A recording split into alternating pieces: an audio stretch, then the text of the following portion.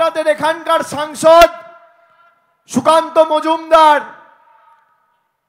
তিনি সংবাদ মাধ্যমের সামনে বলেছিল যে আমি একটা টেলিফোন করব আর বাংলার মানুষের টাকা চলে আসবে। সেটা শুনেছেন আপনারা? শুনেছেন? তাহলে ভাবুন আপনার টাকা কে আটকে রেখেছে? কে আটকে রেখেছে? কে আটকে রেখেছে? কে আটকে রেখেছে? কে আটকে রেখেছে? যে মানুষের ভোটে নির্বাচিত হওয়ার পর মানুষের টাকা আটকে রাখে, তাকে শিক্ষা দেবেন কি দেবেন না? এই নির্বাচনে দেবেন কি দেবেন না? উনি বলছেন আমি একটা ফোন করব আর টাকা চলে আসবে। তা আপনি যদি একটা ফোনে টাকা এনে দিতে পারেন, তাহলে নিজের তৃণমূল কংগ্রেসের বিরুদ্ধে লড়াইয়ের হারের নিজের জ্বালা মেটাতে গিয়ে গরিব মানুষকে রাস্তায় বসালেন কেন? প্রধানমন্ত্রী 7 দিন আগে শিলিগুড়িতে এসছে, সভা করে বলেছে যে আবাস যোজনায় কেন্দ্র নাকি 45,000 কোটি টাকা পাঠিয়েছে। আমি 14 তারিখ যখন জলপাইগুড়িতে সভা করতে গেছিলাম, আমি চ্যালেঞ্জ জানিয়ে এসেছিলাম যে 2021 নির্বাচনে হারার পরে 21-22, 22-23, 23-24 এই 3টে অর্থবর্ষে নতুন কোনো বাড়ির বরাদ্দের জন্য 10 পয়সা টাকার হিসাব আর 100 দিনের যে 59 লক্ষ লোকের টাকা আপনারা আটকে রেখেছেন, এই 3 বছরে যদি কেন্দ্র দেখাতে পারে শ্বেতপত্র প্রকাশ করে যে 10 পয়সা বরাদ্দ করেছি, আমি রাজনীতির আঙিনায় পা রাখবো না। আপনি শ্বেতপত্র প্রকাশ করুন। আমি 14 তারিখ বলেছি, আজ কত তারিখ? 18,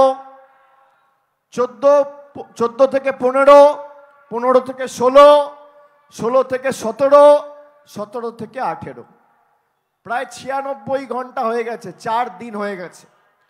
কোনো নেতার ক্ষমতা হয়নি শ্বেতপত্র প্রকাশ করার। আমি সুকান্ত বাবুকে বলবো, আপনার লোকসভা কেন্দ্রে এসে আরেকবার চ্যালেঞ্জটা ছুড়ে দিয়ে গেলাম। আপনি খালি আমাকে এক বেলার ব্যবধানে কোথায় তর্কে অংশগ্রহণ করতে চান আপনি জায়গা ঠিক করুন।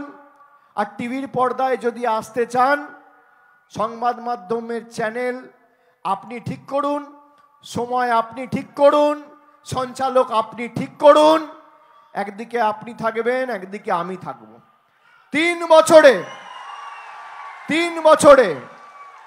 আমি আবার বলছি, আবাস প্লাসে 3 বছরে 2017-18 পর থেকে যে বাড়ির সমীক্ষাগুলো হয়েছিল, এই 3 বছরে আবাসের যদি 10 পয়সার শ্বেতপত্র আর 100 দিনের 10 পয়সার কাগজের হিসাব বিজেপি দিতে পারে, আমি রাজনীতির আঙিনায় পা রাখবো না।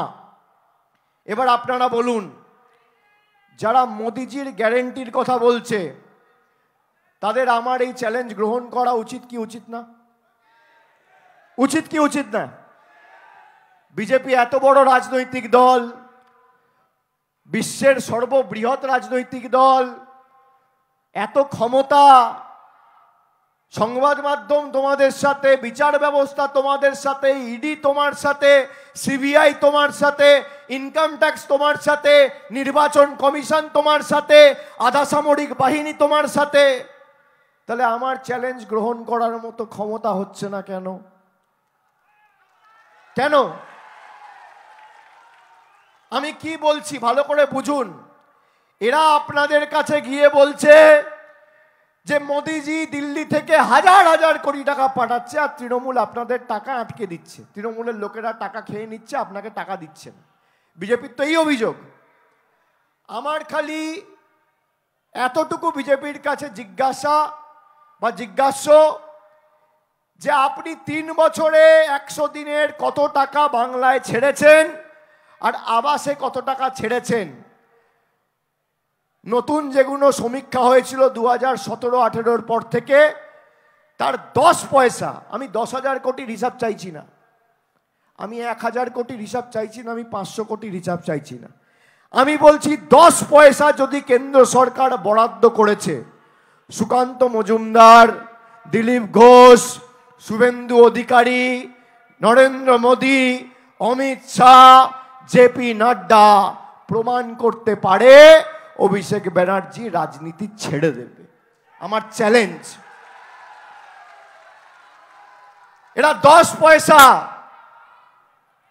বাংলার মানুষকে দেয়নি। হেরে যাওয়ার পর বাংলার মানুষকে কিভাবে ভাতে মারা যায়, বাংলার মানুষের টাকা কি করে আটকে রাখা যায়।